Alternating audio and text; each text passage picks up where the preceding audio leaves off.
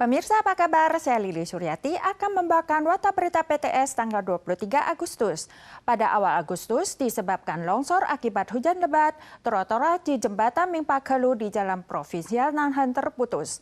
Selesai diperbaiki, tak disangka kemarin malam karena hujan deras di Kaohsiung mengakibatkan longsor. Trotoar di dasar jembatan kembali terkubur. Akibatnya, lalu lintas dari Kelurahan Fusing, Lafulang, dan Meisan ke arah luar terputus. Hari ini kantor dan sekolah diliburkan. Longsor merambat di dekat jembatan Mingpa Kelu di Jalan Provinsial Nanheng. Longsor terjadi di Sungai Yusue akibat hujan lebat di daerah pegunungan tanggal 22 malam.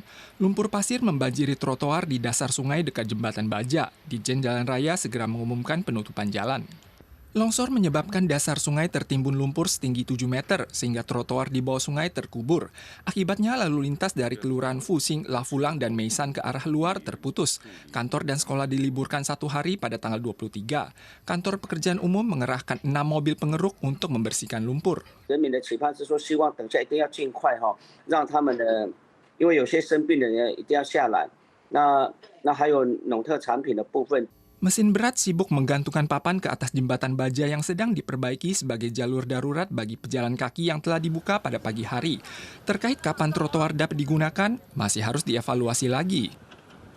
Kemarin, akibat gejolak konveksi udara di sore hari, kota Taipei diguyur hujan lebat, mengakibatkan kebocoran pada atap bandara. Sedikitnya 22 jadwal penerbangan dan 1.907 penumpang di Bandara Songsan terpengaruh. Sementara itu, sistem sinyal MRT jalur Wenhu mengalami anomali akibat tersambar petir.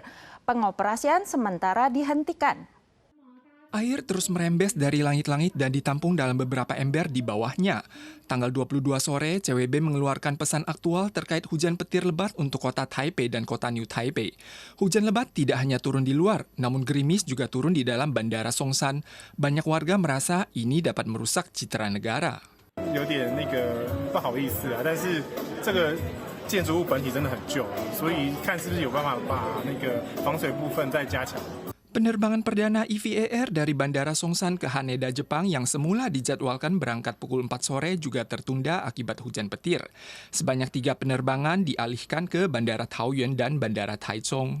Petugas stasiun MRT secara darurat menutup pintu masuk dan keluar serta memasang pengumuman bahwa sistem sinyal MRT jalur Wenhu mengalami anomali akibat tersambar petir.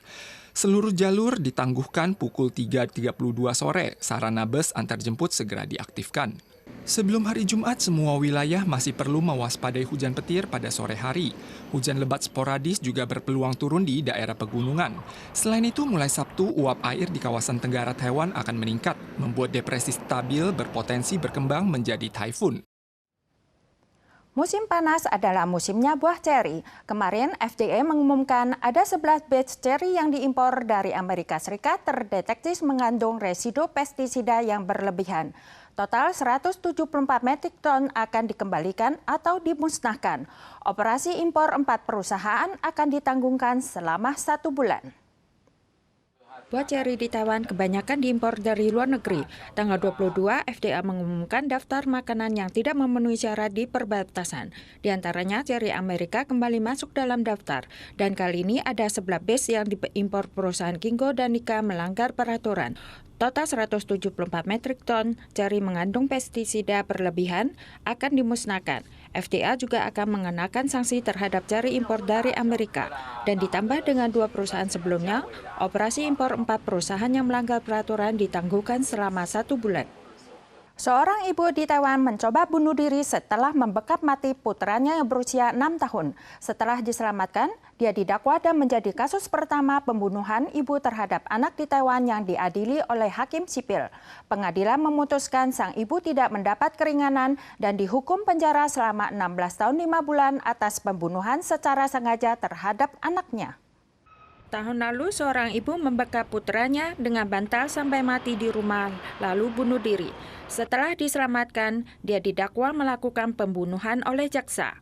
Pengacara berusaha membela terdakwa supaya mendapat keringanan dengan alasan menderita depresi berat dan telah menyerahkan diri.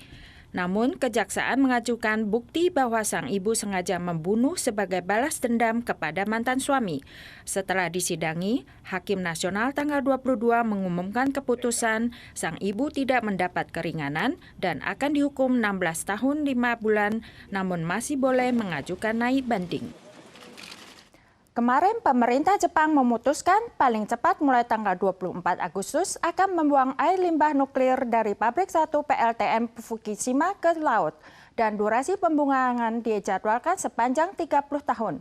Serikat nelayan setempat Tiongkok dan negara tetangga sangat menentang. Sementara dari hasil survei 30% masyarakat yang diwawancarai tidak setuju terhadap hal tersebut. Jepang memutuskan untuk membuang air limbah dengan kandungan tritium yang telah diolah ke laut paling cepat tanggal 24. Air limbah nuklir yang setara dengan kapasitas 530 kolam renang Olimpiade akan terus dibuang selama 30 tahun. PM Jepang menyampaikan, Badan Energi Atom Internasional bulan lalu telah mengesahkan bahwa kualitas air yang telah diolah memenuhi standar keamanan. Pemerintah akan membentuk dana penanggulangan kerusakan reputasi, mengambil strategi pencegahan jaring pengaman yang memadai, dan berjanji untuk bertanggung jawab sepenuhnya. 今後数十年の長期にわたろうとも、アルプス処理水の処分が完了するまで、政府として責任を持って取り組んでまいります。一旦そのアルプス処理水が放流されれば、風評被害等が起きる、そういう懸念があるわけで、漁業者は決して安心できるものではないと。 Perwakilan Federasi Perikanan Jepang yang bertemu dengan PM Jepang sehari sebelumnya menekankan bahwa keselamatan ilmiah tidak sama dengan ketenteraman sosial, sehingga status penentangan mereka tidak berubah. Demonstran berkumpul di depan kediaman resmi PM Jepang pada tanggal 22. Menurut survei yang dilakukan oleh NHK pada pertengahan Agustus, 53% warga setuju dengan pembuangan air limbah nuklir ke laut, 30% menentangnya. 薄めた状態が安全だとは言っても30年間にわたってその総量を流した結果どうなるかについての何らの科学的な検証はなされていないんですよね。だから絶対私はね反対なんですね。 Tanggal 22, Kementerian Luar Negeri Tiongkok sekali lagi mengecam pihak Jepang karena bersikeras meluncurkan program pembuangan air limbah nuklir ke dalam laut yang dinilai sangat egois dan tidak bertanggung jawab. Pemerintah Hong Kong berencana melarang impor makanan laut dari 10 prefektur Jepang sesaat mereka mulai membuang air limbah nuklir. Para pemirsa sekalian, sekian wadah berita dari PTS. Kita suai lagi di lain kesempatan. Sampai jumpa.